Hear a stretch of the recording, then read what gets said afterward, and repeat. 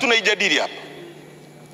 Kwenye mipango yake waziri mpango Mwalimu hajazungumza kuhusu kuongeza mishahara ya watumishi ambao ndio anategemea wampe ufanisi kwenye utendaji kazi wake. Hajazungumza kuhusu ajira mpya. Huyu waziri mpango na serikali yenu mmekuwa leo ni propaganda.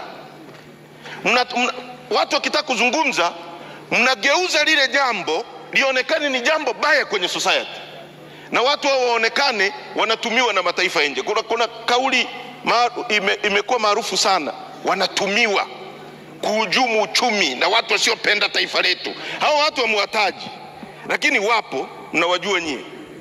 Sasa waziri mpango, wewe unaishi maisha mazuri. Kama uzalendo ni kuwa maskini, kuishi vibaya, kuendesha gari mbaya, tuoneshe wewe mfano huo wa uzalendo. Kwa nini wewe hutaki huo uzalendo?